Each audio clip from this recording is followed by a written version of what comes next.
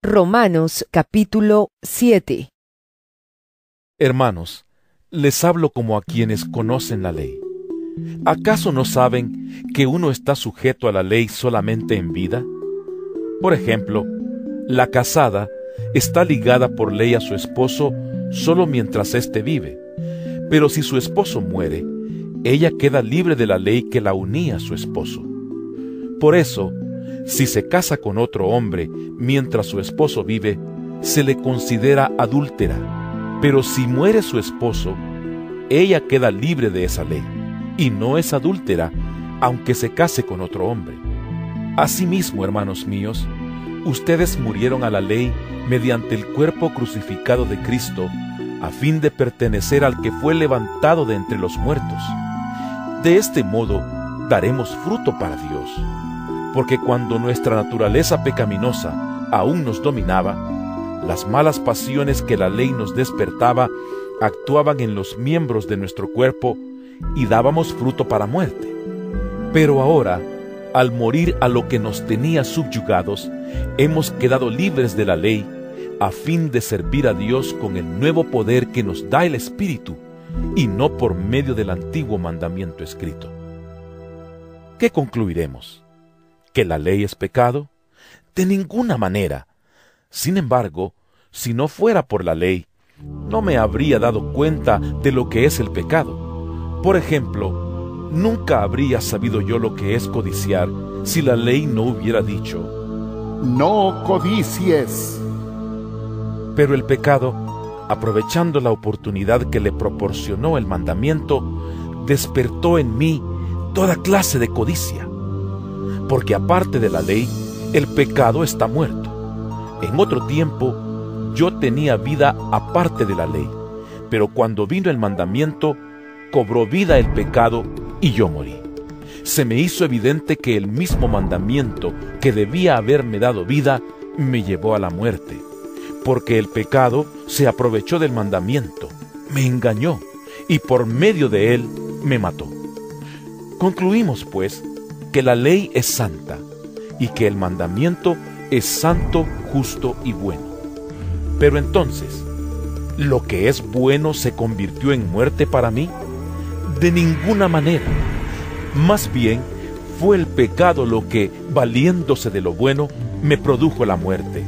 Ocurrió así para que el pecado se manifestara claramente, o sea, para que mediante el mandamiento se demostrara lo extremadamente malo que es el pecado. Sabemos en efecto que la ley es espiritual, pero yo soy meramente humano y estoy vendido como esclavo al pecado. No entiendo lo que me pasa, pues no hago lo que quiero, sino lo que aborrezco. Ahora bien, si hago lo que no quiero, estoy de acuerdo en que la ley es buena. Pero en ese caso, ya no soy yo quien lo lleva a cabo, sino el pecado que habita en mí. Yo sé que en mí, es decir, en mi naturaleza pecaminosa, nada bueno habita. Aunque deseo hacer lo bueno, no soy capaz de hacerlo. De hecho, no hago el bien que quiero, sino el mal que no quiero. Y si hago lo que no quiero, ya no soy yo quien lo hace, sino el pecado que habita en mí. Así que descubro esta ley, que cuando quiero hacer el bien, me acompaña el mal.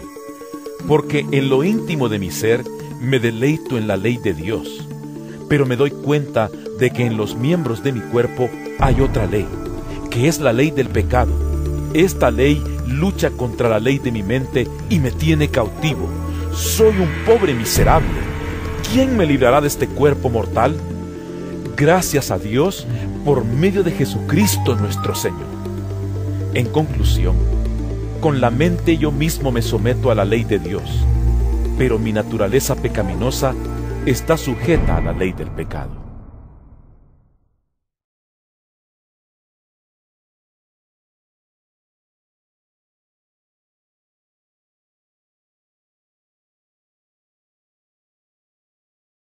Romanos capítulo 8.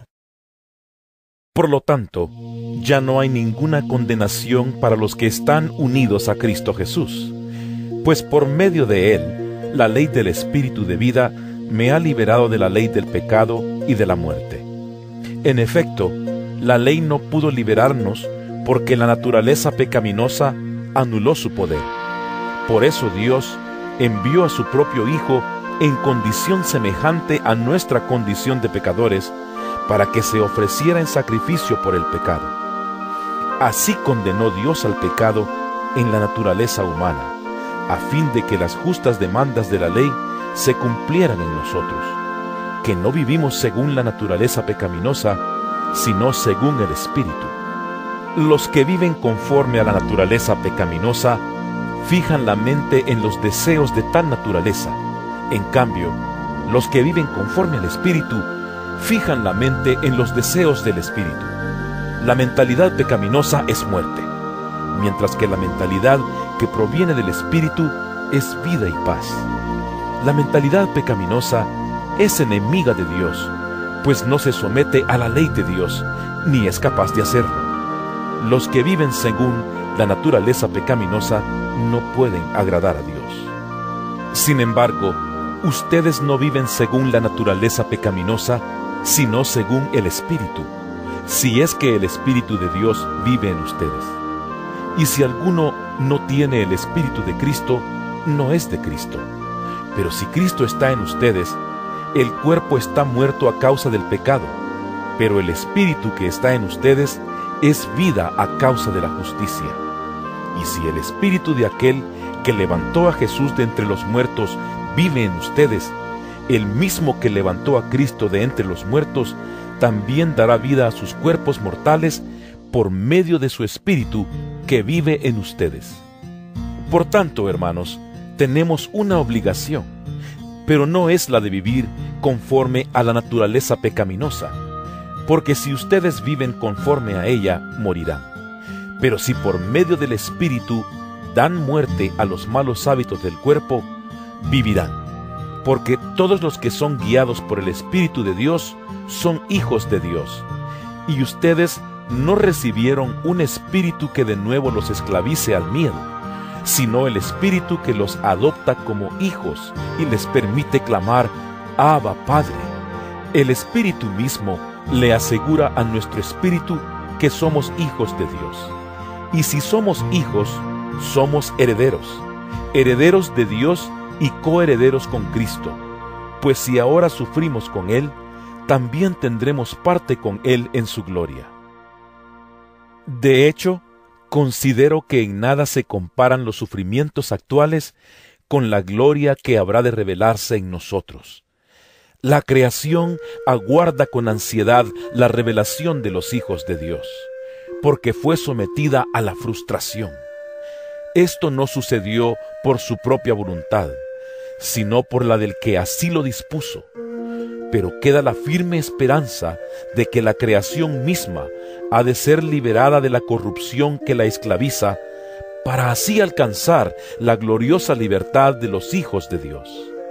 Sabemos que toda la creación todavía gime a una como si tuviera dolores de parto, y no solo ella, sino también nosotros mismos, que tenemos las primicias del Espíritu.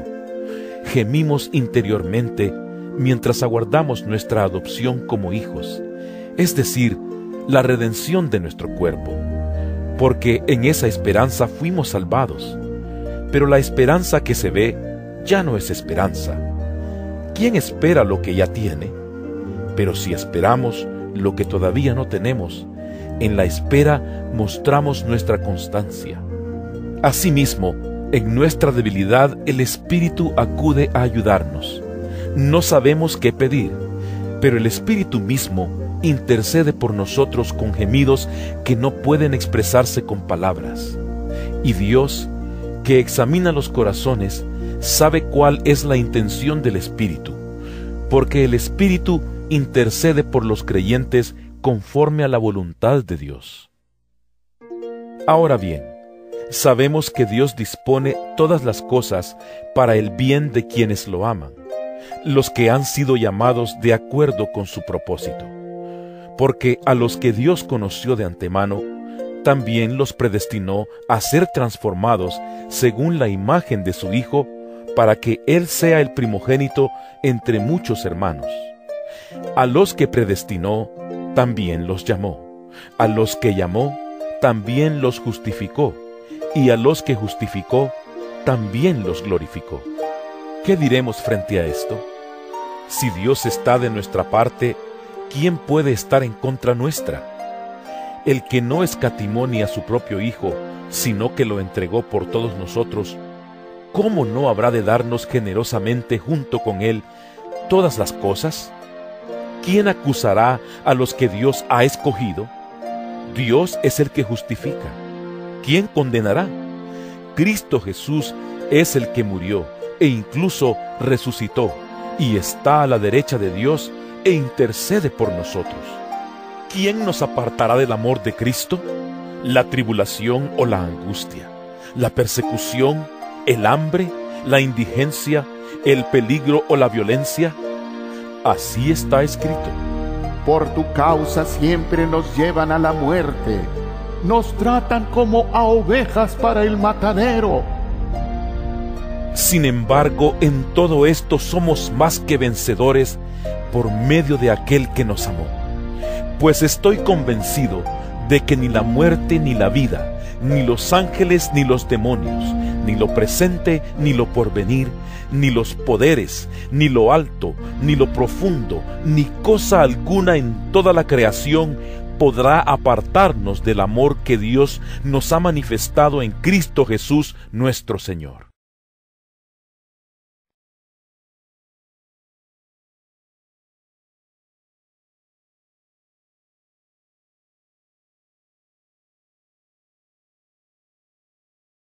Romanos capítulo 9.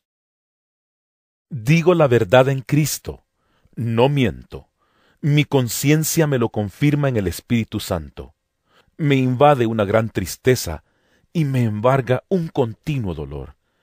Desearía yo mismo ser maldecido y separado de Cristo por el bien de mis hermanos, los de mi propia raza, el pueblo de Israel. De ellos son la adopción como hijos, la gloria divina, los pactos, la ley y el privilegio de adorar a Dios y contar con sus promesas. De ellos son los patriarcas, y de ellos, según la naturaleza humana, nació Cristo, quien es Dios sobre todas las cosas. Alabado sea por siempre. Amén. Ahora bien, no digamos que la palabra de Dios ha fracasado. Lo que sucede es que no todos los que descienden de Israel son Israel. Tampoco por ser descendientes de Abraham son todos hijos suyos. Al contrario. Tu descendencia se establecerá por medio de Isaac. En otras palabras, los hijos de Dios no son los descendientes naturales. Más bien, se considera descendencia de Abraham a los hijos de la promesa. Y la promesa es esta: Dentro de 1 año vendré y para entonces Sara tendrá un hijo. No solo eso, también sucedió que los hijos de Rebeca tuvieron un mismo padre, que fue nuestro antepasado Isaac.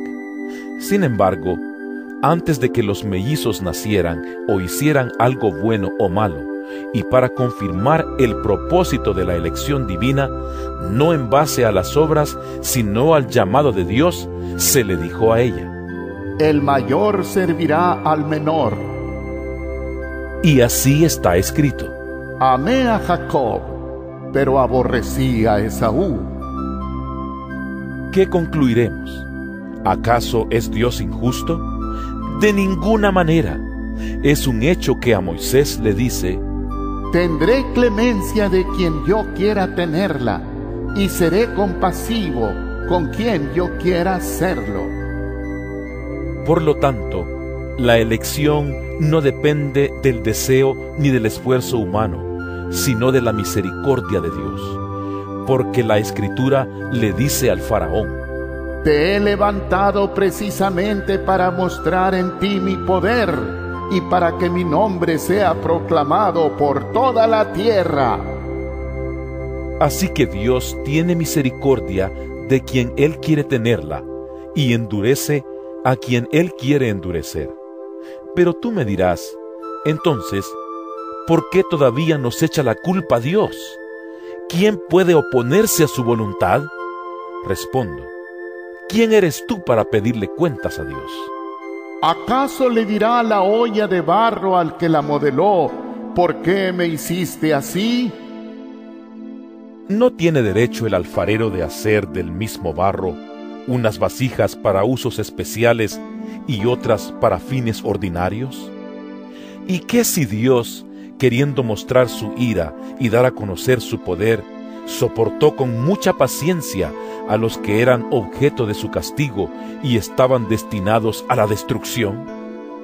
¿Qué si lo hizo para dar a conocer sus gloriosas riquezas a los que eran objeto de misericordia y a quienes de antemano preparó para esa gloria? Esos somos nosotros, a quienes Dios llamó, no solo de entre los judíos, sino también de entre los gentiles. Así lo dice Dios en el libro de Oseas. Llamaré mi pueblo a los que no son mi pueblo, y llamaré mi amada a la que no es mi amada. Y sucederá que en el mismo lugar donde se les dijo, ustedes no son mi pueblo, serán llamados hijos del Dios viviente. Isaías, por su parte, proclama respecto de Israel. Aunque los israelitas sean tan numerosos como la arena del mar, solo el remanente será salvo, porque plenamente y sin demora el Señor cumplirá su sentencia en la tierra. Así había dicho Isaías. Si el Señor Todopoderoso no nos hubiera dejado descendientes, seríamos ya como Sodoma, nos pareceríamos a Gomorra. ¿Qué concluiremos? Pues que los gentiles que no buscaban la justicia la han alcanzado.